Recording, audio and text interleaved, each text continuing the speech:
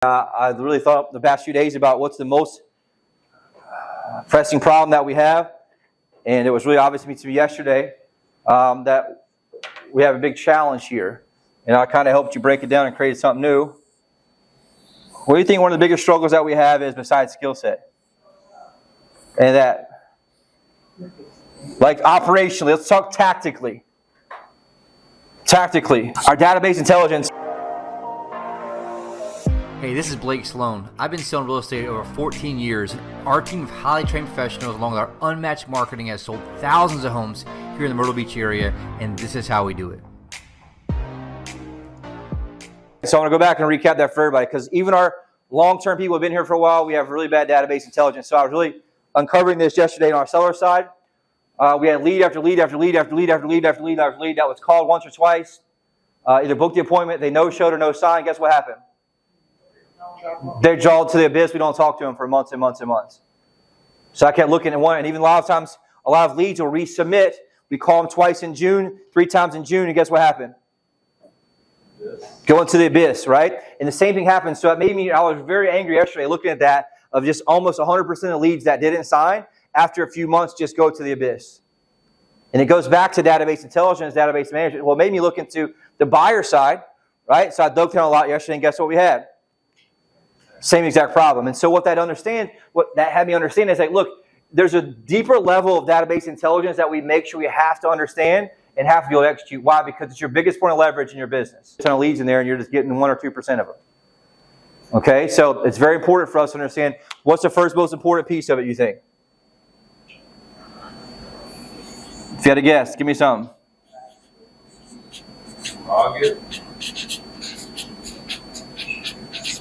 Organization. You guys be obsessed with organization. It's part of the 12 core steps that we have. Right? What is it? Organize, prioritize my database, when? Daily. Right? It's got to be daily. Why? Because you got so many leads coming in. Things are going in and out. People are moving up and down the stock market, so to speak, that you have within your bucket. There's a stock market inside your bucket. They're moving up, moving down based on things that are happening in their life. And so my job is to understand which one of the best stocks in my bucket. But I won't know which ones are the best ones in my bucket unless I do what? Organize it. And I want to do that through everything. Number one way I want to organize them is through what? Tag. You need to be obsessed with tags. It's super important for us, especially on listing side, because I built out automations for us that everything automatically does things based on tags. And I'm doing the same thing on the buyer side for us if you use right tags. But if I look at 10 deals that closed in the buy side, like last week, a bunch of the deals closed, guess what? None of them had them labeled as past client. A few of them didn't even have them labeled as closed in the system, which made me just kind of be baffled, because how can you call your past clients if you don't know who they are? Or here's the thing, how do you call your past clients at scale if you don't know who they are? It's different when you have 5 past clients. When you get 50, 60, 100 past clients, and you want to get 100 referrals a year, you have to be able to segment them with a click of a button. And do it at a high level, right? So the most important piece here is tags in that scenario. Other one most important too is local versus non-local. Why is that? Because I can show a local today, in my opinion, one local lead's worth 4 or 5 non-locals to me. Why is that? Because local leads convert higher. So I need you guys to understand the psychology of why to do it and why it's important to do. And ask yourself the question of why you're not doing it. Because I need you to think at a high level. What's the point of tags? To identify who's what. So I can segment the highest priority leads when I need to. The second reason to tag is so I can create automations. I want you guys to understand that. So you've seen some automated text go out. I want you guys to understand we'll start building out if you use the right tags. And once you tag it something, it does something else. Like yesterday in the listing side, when they tag it that they know signed, I have an automation that goes out. I automatically text them from me that just did a follow-up and just want to personally reach out. I drop them an instant voicemail from me. Hey, this is Blake Sloan. Just want to see how the appointment went with my business partner. Do you have anything I can do? So I can help convert that. This all goes out automatically. Then I text them every 2 days for the next 4 weeks. Then I text them every 5 days for the next 4 weeks. And basically I send them 72 texts over the next however many days that is. Until they do what? So response. What I noticed was, when we missed initial signing, they still said they wanted to work with us, but what happened? We call them a couple times. We get busy with more appointments. And all of a sudden they slip through the cracks, and who gets them? The hungry agent, right? Or their friend. And so that's something that's important for us to say, look, I got to understand, how do I make sure I create more leverage? And I create more leverage understanding the tax here and playing this tax at a high level. Okay? It's super simple, but guess what? People aren't doing it. So I just want to, and I'm tempted just to show the first so you can see how bad it is, but I want to do that at the end. Okay? Just make sure you're just being real and be open with yourself in this scenario. Second piece, what is it? What's the most important thing? Notes. Why? This is very important from a conversion standpoint. What is it? So you know like what you need to recall upon? Why? Well, because then you can not only build rapport, but like build momentum in the sale. I like that. Build momentum in the sale, right? So here's the reason most of you guys aren't converting these people is that your conversations are linear. They're not deep enough. And so if I have some notes in there, what do I have? The ability to have deep conversations. Anthony's gotten pretty good at that lately. He said, hey, look, I talked to you 14 days ago and you said this. Right? How'd you buy a house in 14 days and close on it? But the reality is your conversations, when I listen to them, aren't deep enough. Where are they? Hey, just call and follow up, see if you bought a house yet. Okay, great. Anything I can do to change your search? No. Is that deep conversation? Are they going to remember who you are? Are you any different than anybody else? No. And so I want to make sure I'm having some deeper conversation. Oh, yeah. How's your wife doing? No, you guys are talking about coming down or whatever it is. You need to have some conversations that are deeper, and what helps you do that is notes. But here's the other thing. I have 200 people, 300 people in my bucket. My conversations need to be deep, and I need to have notes help reference and, like I said, build momentum in the sale. So I want you to take time right now and rank yourself, scale of 1 to 10. How good are your notes? On a scale of 1 to 10. If we pull up your people and look at your leads, right? Because I'll tell you, this happens over and over and over on both sides. Log a call and notes. So when they tell you that they don't like the criteria, how are you going to know what to fix it? Because you didn't put the notes in from the first conversation. Right? Other thing, side note. You have the money phone. Somebody calls in. What do you put in the notes? The first thing. Where do they call from? Everybody turns their check in 3 months later, 6 months later, and they try to find out at that point when the people came from. Does that help us? No, right? Super important to have notes here. The third one that gets missed a lot the most, I've seen, what do you think it is? Status. Our veterans aren't quite as bad at this. If you take a lead that comes in, now when a lead comes in, how does it come in as? New. So if I take a lead and I put that lead from the main bucket to my bucket, what I got to do with that status? Change it. It's not new anymore if it's in my bucket. A lot of new people are taking it, putting it in their bucket, and leaving it as new, which shows me they have no freaking idea how to segment their database at all. And so part of the breakdowns are, what are they? New. What is it? Qualify. Watch. Nurture. Hot. Archive close, right? And so I want you guys to understand that the first one I'm going to do is move it down the list. And I'll show you when I break down how to do that, and it even tells you what to use them for. I'll break it down for you. But when you want to be able to look at your own report and see where you're at, you want to make sure you're changing these status. So I'm calling all the new leads, right? How they are. But the same thing on our seller side. If we were doing this right on our seller side, on inside sales and outside sales, all the new leads you get called over and over and over and over again. But the problem is they're not getting called over and over and over again. Right? The ones that are a month or two old aren't getting called at all. Because our segmentation is not where it needs to be. And so I want you to make sure you're obsessed. When I move it from bucket to bucket, I change the status. Now, because here's the thing. I want to constantly be rotating through my bucket here. So I'm looking at what? Who's my hot people? Who's my watch? Who's my nurtures? And there's going to be a different criteria based on that. We'll go through that part for you as well. But make sure you're much better at this. Okay? So it's very, very important for us to make sure that we're doing that. Third piece here. Somebody said a minute ago. What is it? Task or to-dos.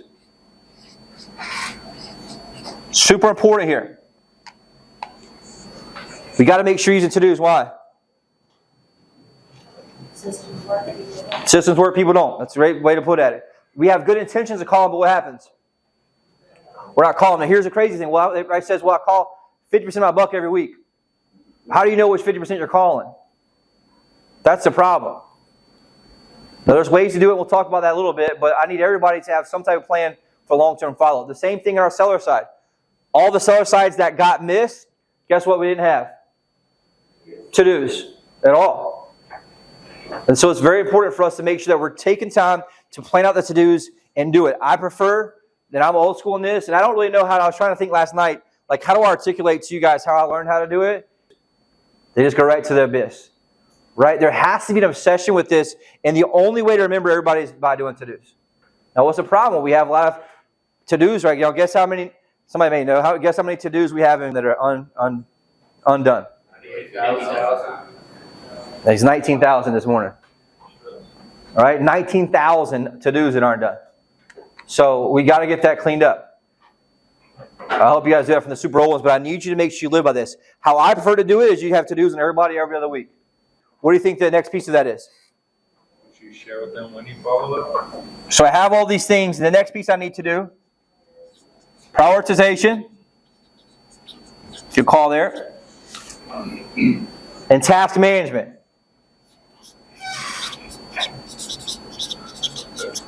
That's where the execution starts overall with this. Where I got to make sure I'm having the first part for you guys here is I want to make sure you have this mentality, this obsession that no one slips through. That's the hardest part for me as a leader, is helping people see there actually are holes in their bucket. Most people are just oblivious to it. Why is that? Because this is not just here, this is just real estate in general. They're oblivious to high-level conversion. So they're just here doing what? Calling people, hoping to get somebody who wants to talk to them, hoping to get somebody to buy.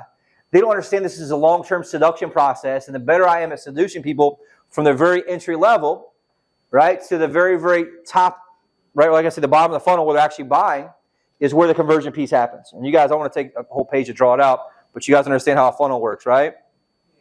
So top of funnel, lots of leads come in, right? And what happens is you funnel them down, money comes in here where the bottom of funnel people are that actually convert. We're very good at creating leads at top of funnel, which means you got to be very, very good at segmenting and sorting these and finding the ones that will buy. Okay, right now we're very, very good at dialing because of our model that we have. And the problem is that after dialing, we're really okay, so my job as leaders is help coach us up to get us there. Okay, so what's the first piece of this?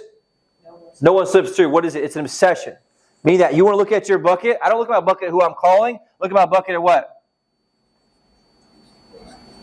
Who am I missing that I should be calling right now? I'm obsessed with that. So I don't look through the, and it's just what winners do. When I look through the seller side of our database every day, I don't look at who got called. I don't really give a shit who got called. What am I looking for? Who didn't get called that should be called? Who got missed? That's what you want to be obsessed with, right? Calling your leads is just the cost of admission. That's getting in the door. How you make money is you find out who am I missing that needs to be converted.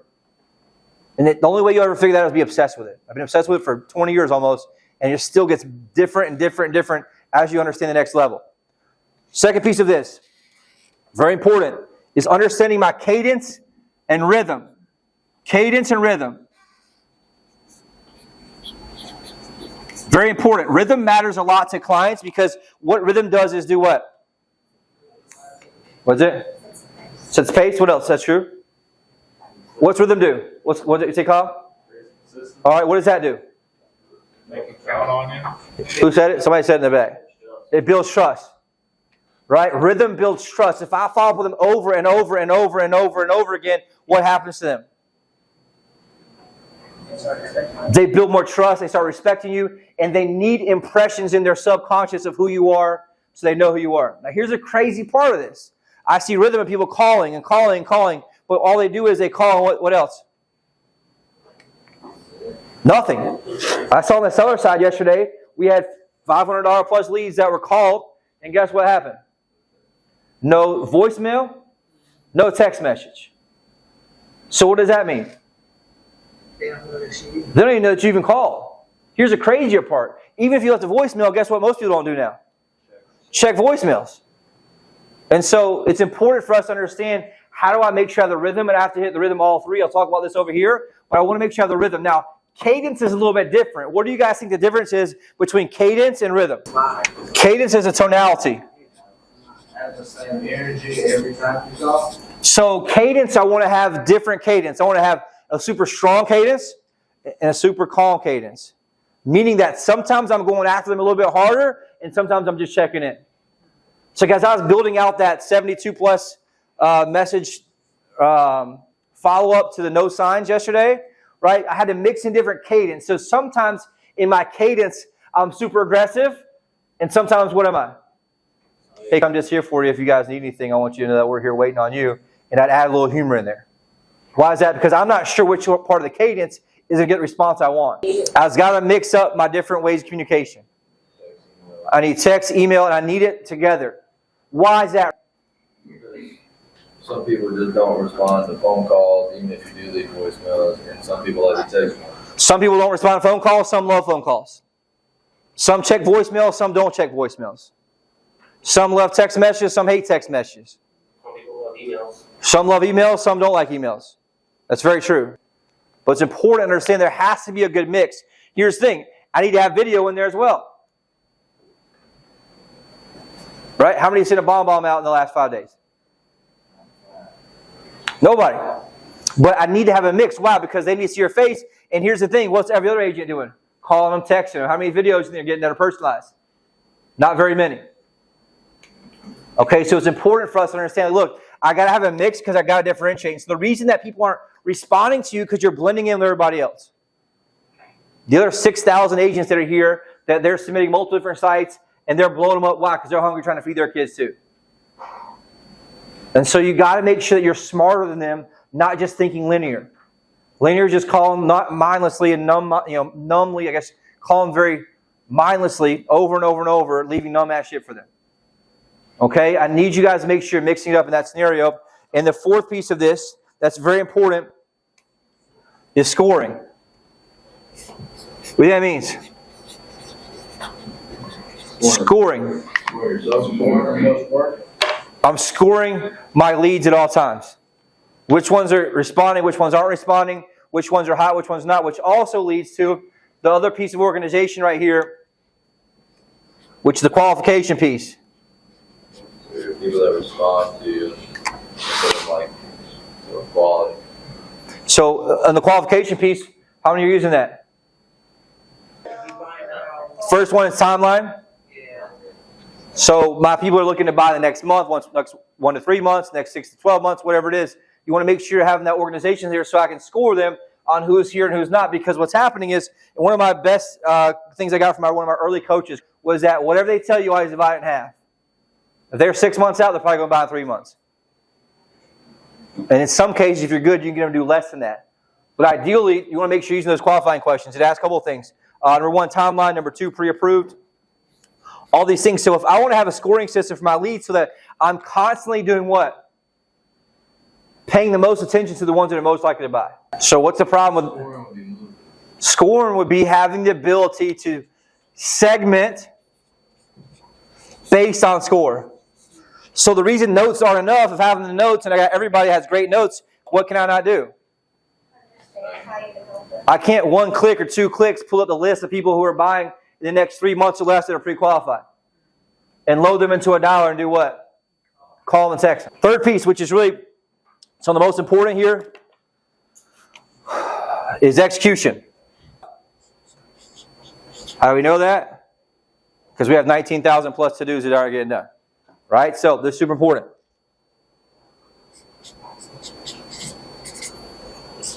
So execution means what? It's the piece of me actually taking this data and organization that I have in my database and actually make some money from it. Okay? And so this is going to help me determine the order in which I do the following. Most important is going to be what? Calls. Right? I'm calling my new leads. Obviously, that's understandable. But even then, there's different ways to segment.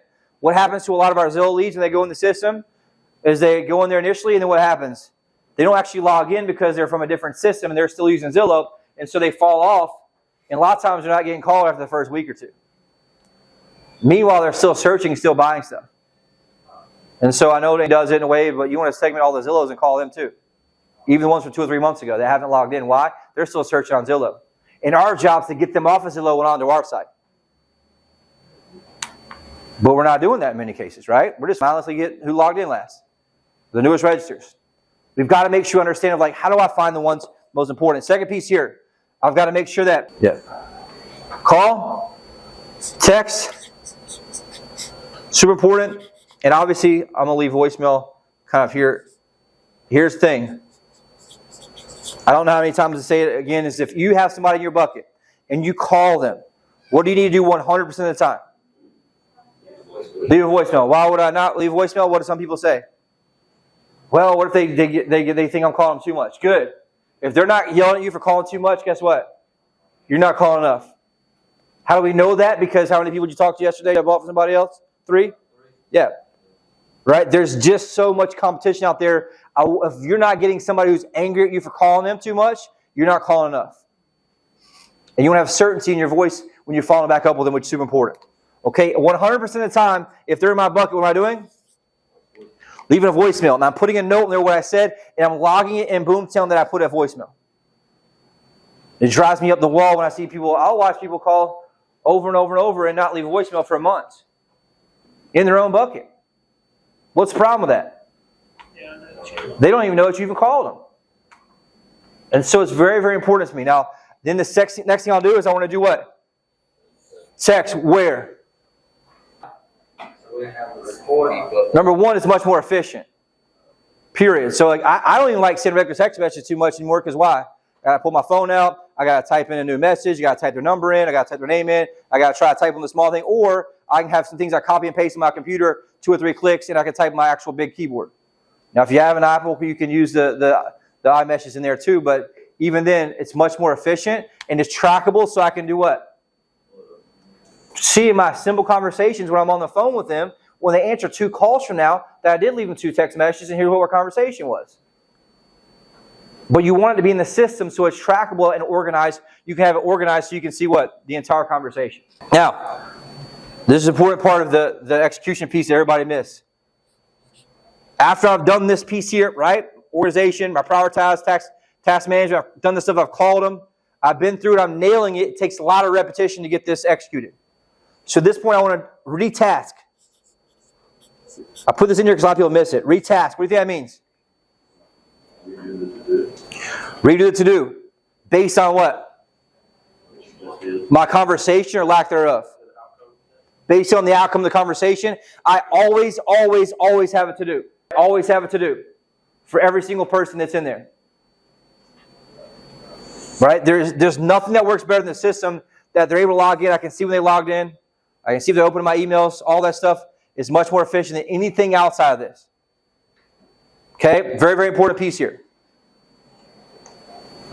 Did I re-automate? Which I'll talk about that in a minute. What do you think it means? Re-automate. It's super important. We're missing this one a lot. I either set them back up on another e-alert or update their e-alert. Make sure it's efficient. They're opening it. And then I also make sure I restart or start what? Smart Drip. Both text message and email. I'll show you some different examples. I'm building out the text message for you guys now. Text message and email as well. So re-automate. Why? Because I need that to automate on top of that for me.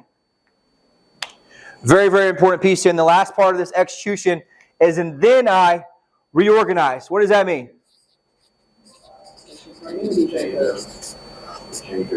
My tags, update my tags, update my qualification stuff here. So I'm constantly making sure that my database is optimized and prioritized. Why? Because I'm at war in business and I want to make sure I'm the most efficient I possibly can be. To the point that, like I mentioned, I'm what? Obsessed. Obsessed. Right? The best people in this game are obsessed with it. All my friends I talk to, they're crushing everybody else. Guess what? They're obsessed with it. Who's logging on, who's not logging on. What's going on? Who's responding to my emails? Who's not responding to my emails? Who's open my e-alerts? Right? Here's the thing you want to be obsessed with too. My automations, most of the e-alerts, their subject's just terrible. What does that mean? Really grabbing them. It's not sexy. It doesn't scream, open me some cool. It's in my email box. Right? And so are they opening my e-alert? They're not. What do you do? Change the subject in it and make it a little more sexy. I've watched people who have hot buyers right now who have people on, this morning, they have people on e-alerts and guess what they haven't done yet? accepted the invite to the website. So they've been on e-alerts for 2 or 3 weeks, in some cases 2 months, and guess what? They haven't received one email from you because they haven't accepted your invite. The last piece is what? Retask, re-automate, and reorganize. Very important piece here. I kind of went ahead of myself, but the last piece here is I want to be obsessed understanding, especially going forward, in the automation. The automation. We're missing this a lot on our seller side right now. So if I talk to a seller, I want to make sure every single seller has what afterwards? What's that? They need to have some type of task plan going forward with the text messages. So like, for example, what happens is, right now, if they respond to one of my automated texts, what happens to the text plan, you think? It stops, it pauses. And so if I talk to them and the outcome's not booking an appointment, what do I need to do? Resume it. And it's going to keep texting them and texting them and texting them. And so you want to make sure you're managing that at a very, very high level, which is super, super important. I want to make sure my automations are managed. My e-alert management. Is it good? Is it set up? Is the subject good? And are they opening them? If not, I want to go back and edit them a little bit. Make your subject sexier. Right? However you want it, I want it to be very, very good subject lines, because that's what's differentiate you from the 15-letter realtor sending. Okay? Very, very important piece here. Second piece, make sure I'm managing the automations of my tasks. I want you to think of it as set it and forget it. In the beginning, so many agents try to remember everything. There's such a freeing ability in the business where if you can just trust the system and you sell out to the system, you don't remember anything else. It becomes so much easier, and now all of a sudden, all your brain power is focused on what? Just converting leads. Not remembering who you called, who you didn't call, and who you followed back up with. But to do that, you have to sell out to the system. One of the best things my early coaches did is just have me sell out to the system. I was brand new. I wasn't going to argue with a guy selling 500 homes a year, so guess what? I just did it.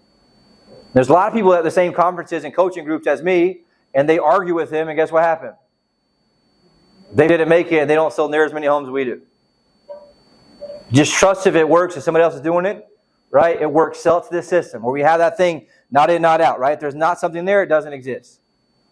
Meaning your task and your things going forward. If you got to, take 2 or 3 seconds to plan out the next 3 or 4 task plans, the next 3 or 4 to-dos. It's up to you in that scenario. That really more so your past clients. Automations of your emails.